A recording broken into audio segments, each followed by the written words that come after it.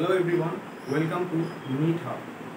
এই চ্যানেলে তোমাদের national eligibility cum entrance test UG under গ্র্যাজুয়েটদের জন্য যেটা এন্ট্রান্স এক্সাম হয়, সেই এক্সামের প্রিপারেশন তোমাদের এই চ্যানেলে করানো হবে।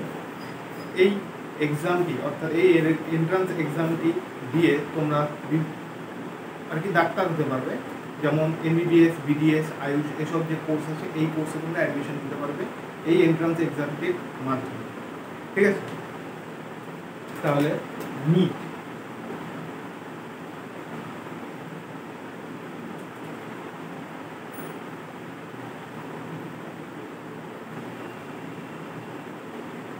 Yuji national eligibility cum entrance test under graduate 2024-এর যেটা পরীক্ষা সেটা হয়ে গেছে।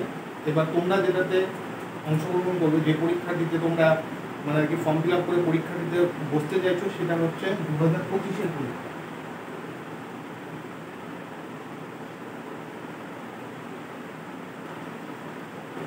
এই পরীক্ষাটি কারা দিতে পারে? এই পরীক্ষাটি যারা দিতে পারে তারা হলো ক্লাস 12 পাস। ক্লাস 12 যারা পাস করেছে তারা দিতে পারে। আর যারা 12 মানে এবার উচ্চ মাধ্যমিক, যারা এবার উচ্চ মাধ্যমিক দিতে চলেছো তারাও দিতে পারবে। তোমাদের উচ্চ মাধ্যমিক পরীক্ষার পরেই এই পরীক্ষাটি হয়। ঠিক আছে, এই পরীক্ষাটির সিলেবাস হচ্ছে, এই পরীক্ষাটি 3টা সাবজেক্ট নিয়ে হয়। একটা হচ্ছে তোমার ফিজিক্স, যার মধ্যে কোশ্চেন থাকে সেকশন এ। সেকশন এ তে থাকে 35টি কোশ্চেন। সেকশন বি তে থাকে 15টি কোশ্চেন, যার মধ্যে তোমাদের 10টি কোশ্চেনের আনসার করতে হবে। কেমিস্ট্রি,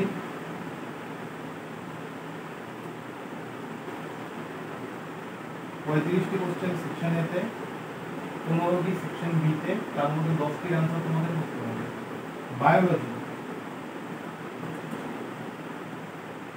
বায়োলজি দুটি ভাগ, টোটাল বায়োলজিতে 100টা কোশ্চেন থাকে, তার মধ্যে দুটি ভাগের মধ্যে একটা হচ্ছে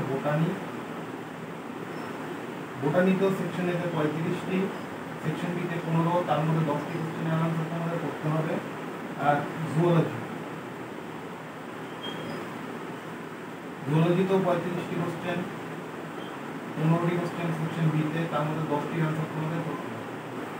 ঠিক আছে, আচ্ছা এই পরীক্ষাটি, তোমরা যে পরীক্ষাটি দিবে এটার মার্কস ডিস্ট্রিবিউশনটা কিরকম হয়, মানে কি কত মার্কস তোমরা পাবে, কোনো নেগেটিভ মার্কিং আছে কিনা সেটা একবার ডিসকাস করে দিচ্ছি, তোমরা দেখে নাও।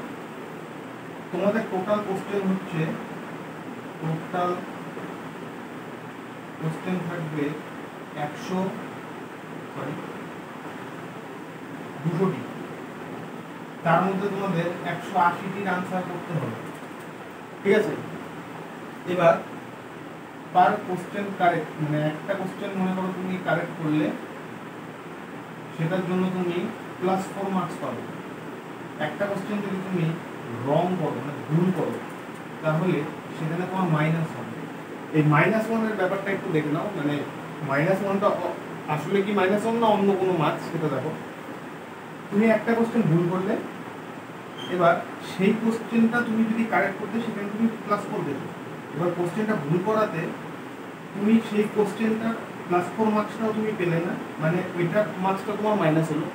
আর যেটা তোমার 1 নম্বর মাইনাস হবে সেটা হচ্ছে তুমি আগে যতগুলো কোশ্চেনের আনসার করেছো, সেই আনসার করার পরে যত মার্কস তুমি গেইন করেছো সেখান থেকে 1 নম্বর মাইনাস হবে। তার মানে টোটাল কত মাইনাস হবে? -4 প্লাস -1, তাহলে তোমার টোটাল মাইনাস হবে তোমার একটা কোশ্চেন ভুল করাতে -5। বোঝা গেল ব্যাপারটা? আচ্ছা, আর এই যে 3টা তুমি সাবজেক্ট দেখছো, এই 3টা সাবজেক্টের যে সিলেবাস সেটা হচ্ছে তোমার ক্লাস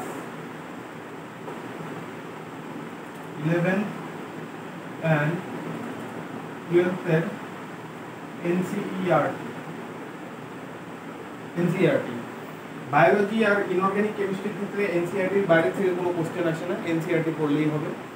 আর এখানে দেখছো যে তোমরা 180টি কোশ্চেনের যে আনসার করবে, মনে করো সব কটা কোশ্চেনের আনসার তোমরা যদি কারেক্ট করতে পারো তাহলে তোমার প্রত্যেকটা কোশ্চেনে +4 মার্কস, তার মানে 180টার কারেক্ট আনসারের জন্য তোমরা পাবা 4 18 72 720 মার্কস। ঠিক আছে, এটা হবে হচ্ছে তোমাদের নাম, মানে এই পরীক্ষাটির নাম্বার ডিস্ট্রিবিউশন, মার্কস ডিস্ট্রিবিউশন। এইভাবে তোমরা মার্কস যেভাবে লেখা আছে এইভাবেই তোমরা কোশ্চেন অ্যাটেন্ড করবে মেন পরীক্ষা, এই সিকোয়েন্সেই তোমাদের মার্কসটা পাবে তোমরা, ঠিক আছে?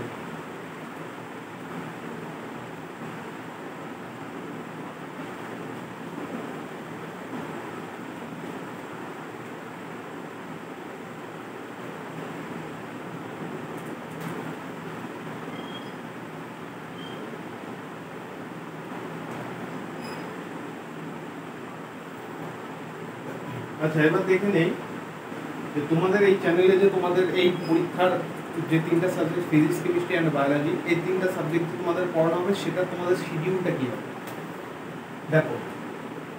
ডেইলি তোমাদের দুটো করে ভিডিও লেকচার দেওয়া হবে। আমি তোমাদের তিনটে সাবজেক্টই পড়াবো, physics, chemistry and biology. Daily তোমাদের আমি দুটো করে ভিডিও লেকচার দেবো। তার মধ্যে ডিস্ট্রিবিউশনে কি মনে করো, ফার্স্ট ডেতে তোমাদের একটা ফিজিক্সের ক্লাস আর একটা বায়োলজির ক্লাস দিলাম, ভিডিও লেকচার দিলাম। এবার সেকেন্ড ডেতে ফিজিক্স হবে না, সেকেন্ড ডেতে হবে হচ্ছে তোমার কেমিস্ট্রি আর একটা বায়োলজি ক্লাস, ঠিক আছে? মানে তোমাদের ডেইলি বেসিসে তোমাদের বায়োলজি হবে, বায়োলজির একটা করে ক্লাস পাবা, আর অল্টারনেট ডেতে তোমরা ফিজিক্স আর কেমিস্ট্রি পাবা। বোঝা গেল ব্যাপারটা? আচ্ছা, এবার তোমার এই ফিজিক্স, কেমিস্ট্রি, বায়োলজি তোমাদের মনে করো একটা চ্যাপ্টার শেষ হয়ে গেল। একটা চ্যাপ্টার শেষ হওয়ার পরে তোমাদের হচ্ছে কোশ্চেন প্র্যাকটিস দেওয়া হবে, মানে প্র্যাকটিস করার জন্য কোশ্চেন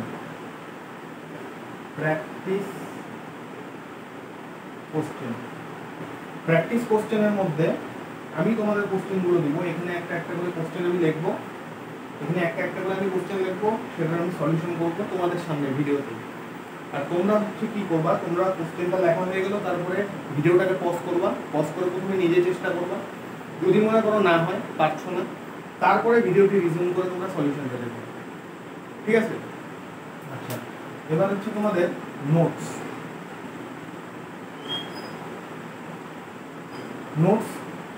নোটস হচ্ছে তোমাদের এই চ্যানেলে সম্পূর্ণ বাংলা ভাষায় পড়ানো হবে, কিন্তু তোমরা নোটসটা বানাবে হচ্ছে ইংরাজিতে, ইংলিশে তোমরা নোটস বানাবে। আমি এখানে ইংলিশে লিখবো, তোমরা সেই ইংলিশেই নোটসগুলো বানাবে।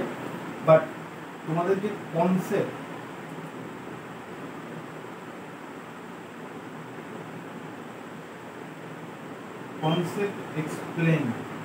এক্সপ্লেনেশন,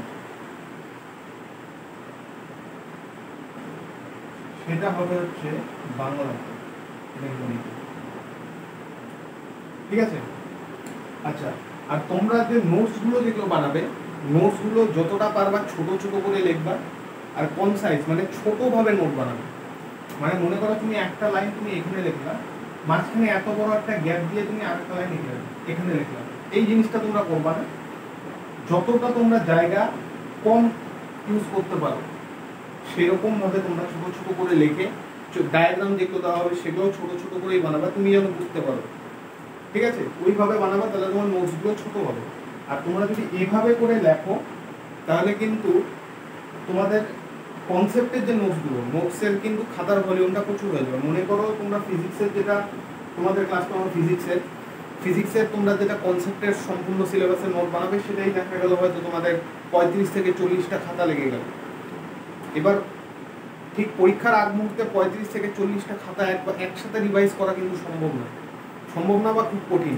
কেউ হয়তো করে নিবে, কিন্তু খুব কঠিন হবে। এই জন্য তোমরা শুরু থেকে যদি ছোট ছোট করে লিখে ছোট ছোটভাবে ডায়াগ্রাম করে নিয়ে যদি নোটস বানাতে শুরু করো, তাহলে তোমাদের নোটসগুলো কনসাইজ হবে, মানে কম হবে, খাতাগুলো কম হবে। হয়তো 30টা খাতার জায়গায় তোমাদের 20টা খাতা বা 15টা খাতার মধ্যে সম্পূর্ণ ফিজিক্সের কনসেপ্ট এসে যাবে, ঠিক আছে? এতে সুবিধা কি হবে, তোমাদের এন্ড মোমেন্টে যখন রিভাইজ করবা তখন তোমাদের বেশি ভলিউম কভার করতে হবে না, আর এন্ড মোমেন্টে তোমাদের আলাদাভাবে কোনো শর্ট নোটস বানাতে হবে না। বুঝতে পারলে ব্যাপারটা? এইভাবেই তোমাদের পড়ানো হবে। আর লেকচারগুলো তোমরা যখন দেখবা, পারলে হেডফোন ইউজ করো, মানে ফোন দিয়ে বা ল্যাপটপ দিয়ে তোমরা যেটা দিয়ে লেকচারটা দেখবা, হেডফোন ইউজ করো। তাহলে তোমরা লেকচারের প্রত্যেকটা, আমি যা যা মুখ দিয়ে বলবো, প্রত্যেকটা কনসেপ্ট তোমরা ভালো মতো শুনতে পারবে।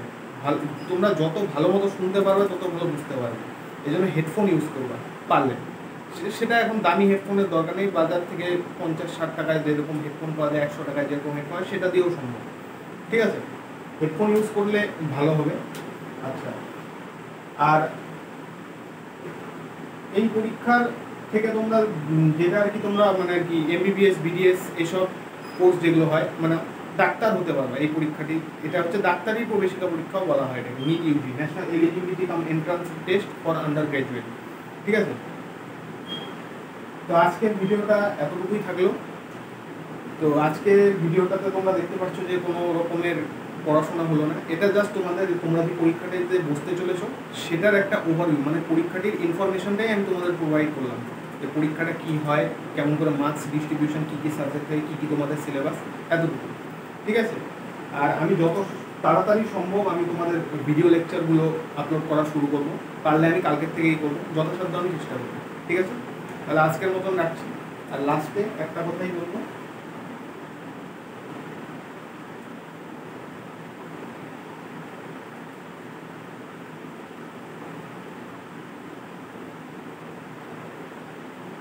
Thank you. ঠিক আছে, রাখছি তাহলে আজকে।